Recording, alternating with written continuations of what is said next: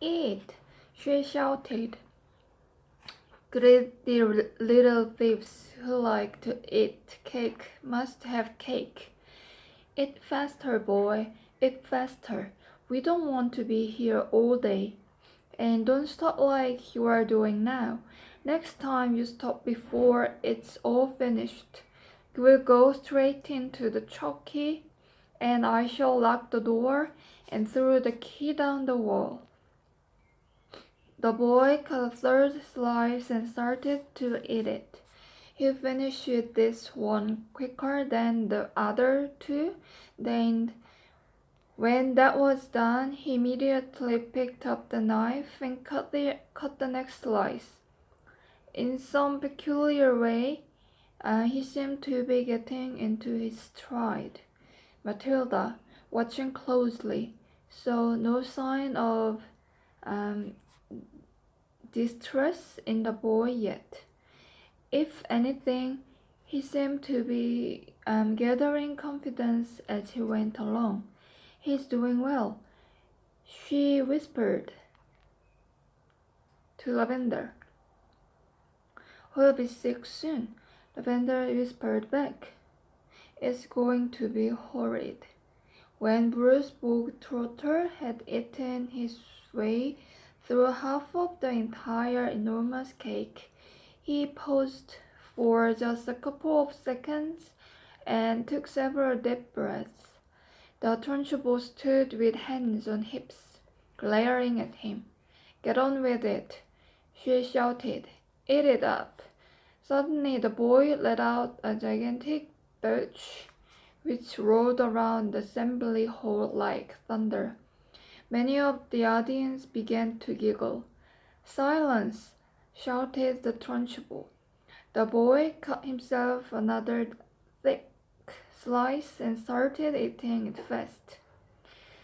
There were still no signs of flagging or giving up. He certainly did not look as though he was about to stop and cry out, I can't eat any more. I'm going to be sick. He was still in there running. And now a subtle change was coming over the 250 watching children in the audience. Earlier on, they had sensed impending disaster. They had prepared themselves for an unpleasant scene in which the wretched boy, stuffed to the gills with chocolate cake, would have to surrender and beg for mercy, and then they would have watched the triumphant Trunchbull forcing more and still more cake into the mouth of the gasping boy. Not a bit of it. Bruce Bogtrotter was 3/4 of the way through and still going strong. One sensed that he was almost beginning to enjoy himself. He had the mountain to climb and he was jolly well going to reach the top or die in the attempt. What is more, he had now become very conscious of his audience and of how they were all silently rooting for him. This was nothing less than a battle between him and the mighty Trunchbull. Suddenly someone shouted, Come on, Brucey, you can make it. The Trunchbull wheeled around and yelled. Silence! The audience watched intently. They were thoroughly caught up in the contest. They were longing to start cheering, but they didn't dare. I think he's going to make it, Matilda whispered. I think so too, Lavender whispered back. I wouldn't have believed anyone in the world could eat the whole of a cake that size. The Trunchbull doesn't believe it either, Matilda whispered. Look at her. She's turning redder and redder. She's going to kill him if she wins. The boy was slowing down now. There was no doubt about that, but he kept pushing the stuff into his mouth with the dogged perseverance of a long-distance runner who has sighted the finishing line and knows he must keep going. As the very last mouthful disappeared, a tremendous cheer rose up from an audience, and children were leaping up onto their chairs and yelling and clapping and shouting, "Well done, Brucey! Good for you, Brucey! You've won a gold medal, Brucey!"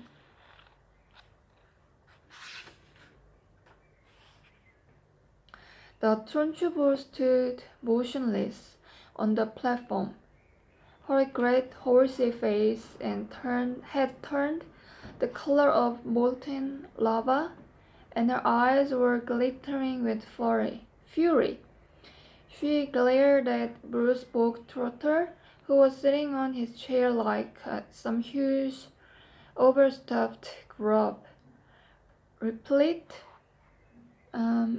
comatose, unable to move or to speak. A fine sweat was beading his forehead, but there was a grin of triumph on his face.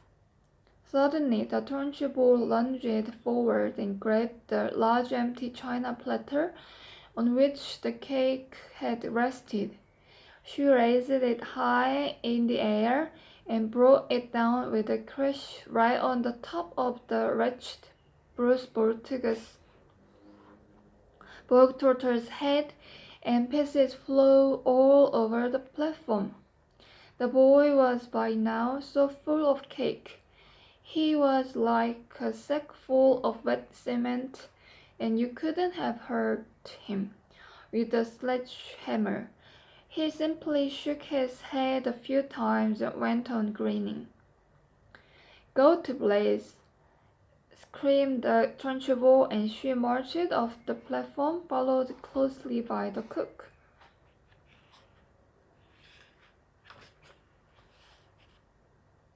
Lavender.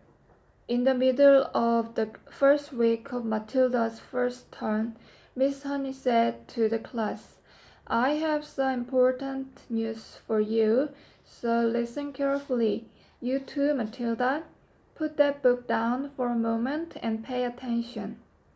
Small eager faces looked up and listened. "It is the headmistress's custom," Miss Honey went on, "to take over the class for one period each week. She does this with every class in the school, and each class has a fixed day and a fixed time. Ours is always 2 o'clock on Thursday afternoons, immediately after lunch. So tomorrow at 2 o'clock, Miss Trunchbull will be taking over from me for one lesson. I shall be here as well, of course, but only as a silent witness. Is that understood?" "Yes, Miss Honey," they chirruped. "A word of warning to you all," Miss Honey said. "The headmistress is very strict about everything. Make sure your clothes are clean, your faces are clean, and your hands are clean. Speak only when spoken to. When she asks you a question, stand up at once before you answer it. Never argue with her. Never answer back. Never try to be funny. If you do, you will make her angry. And when the headmistress gets angry, you had better watch out." "You can say that again," Lavender murmured. I'm quite sure, Miss Honey said, "that she will be testing you on what you are meant to have learnt this week, which is your 2 times table. So I strongly advise you to swallow it up when you get home tonight. Get your mother or father to hear you on it." "What else will she test us on?" Someone asked. Spelling, Miss Sunny said. Try to remember everything you have learned these last few days. And one more thing. A jug of water and a glass must always be on the table here when the headmistress comes in. She never takes a lesson without that. Now, who will be responsible for seeing that it's there? I will, Lavender said at once. Very well, Lavender, Miss Honey said. It will be your job to go to the kitchen and get the jug and fill it with water and put it on the table here with a clean empty glass just before the lesson starts. What if the jug's not in the kitchen? Lavender asked. There are a dozen headmistresses' jugs and glasses in the kitchen, Miss Honey said. They are used all over the school. I won't forget, Lavender said. I promise I won't. Already Lavender's scheming mind was going over the possibilities that this water jug job had opened up for her. She longed to do something truly heroic. She admired the older girl, Hortensia, to distraction for the daring deeds she had performed in the school. She also admired Matilda, who had sworn her to secrecy about the parrot job she had brought off at home, and also the great hair oil switch, which had bleached her father's hair. It was her turn now to become a heroine if only she could come up with a brilliant plot. On the way home from school that afternoon, she began to mull over the various possibilities, and when at last the germ of a brilliant idea hit her, she began to expand on it, and lay her plans with the same kind of care the Duke of Wellington had done before the Battle of Waterloo. Admittedly, the enemy on this occasion was not Napoleon, but you would never have got anyone at Cruncham Hall to admit that the headmistress was a less formidable foe than the famous Frenchman. Great skill would have to be exercised, Lavender told herself, and great secrecy observed, if she was to come out of this exploit alive. There was a muddy pond at the bottom of Lavender's garden, and this was the home of a colony of newt.